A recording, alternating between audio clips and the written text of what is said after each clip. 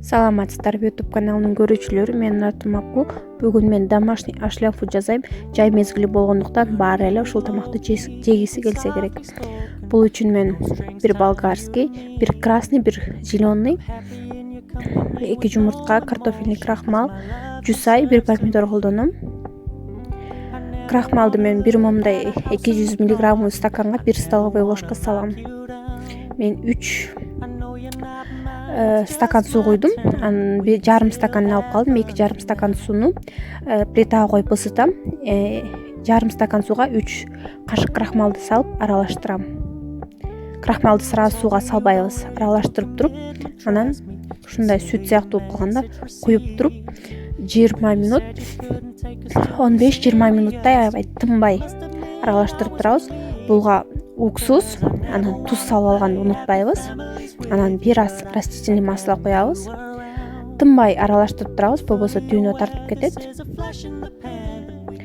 Көп количестводо деле жасабайм мен. Крахмал бышкандан кийин 2 жумурткага бир аз жусай, тузду кошуп алып туруп, чалып туруп, буну как блинчик сыяктуу омлет кылып бышырабыз.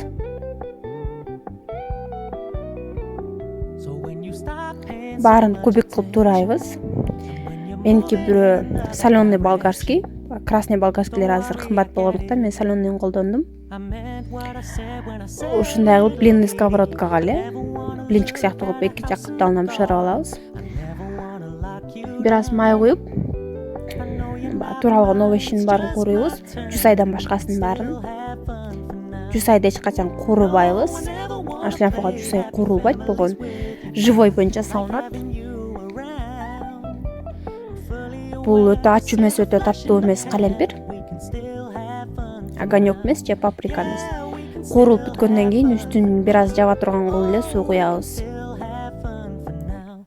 Үстүнө жусай салып, туз салабыз. Мен бул тамакка туздан башка эч нерсе колдонбойм. Ошондой эле дагы бир соусун жасайбыз. Ал үчүн биз ысып жаткан казандын түбүнө бир аз сахар салабыз. Сахар бизге жөн цветин бериш үчүн керек, карамельный кылып эзип туруп, анан булга суу, анан уксус, жусай, анан туз эле кошуп коебуз, болду. Камырын болсо мен жумурткага, анан сууга эле жуурдум. Жумуртка менен суу 50 на 50, жарымы суу, жарымы жумуртка. Лапшерезкадан өткөрөм, ушундай зубчигинен мондай болуп чыгат. Муну сууга салып до готовности бышырабыз. Ушунча количество болду меники. Эми тарелкага бир аз камырдан салып, биринчи жасалган соусубуздан бир аз эле коябыз. Анда эми ачуу болгондуктан көп куйбайбыз. Болгону овощелер эле болот.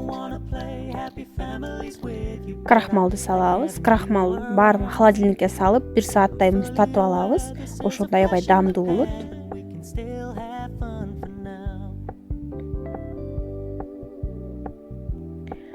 Лазы салабыз. Лазыны жасаганды баары эле билсе керек. Билбегендер болсо комментарийге жазыңыздар, мен ошол жактан эле айтып түшүндүрүп берип коем. Жумуртканы ушундай кылып кесип алып туруп салабыз. Анан экинчи жасалган соусубуздан 2-3 поварешка куюп коебуз. Бунун уксусу болгондуктан үстүн ар дайым жаап коебуз.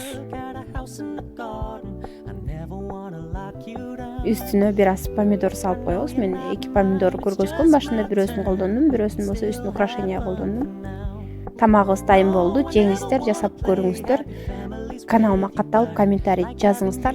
Кийинки видеомо чейин кош болуңуздар.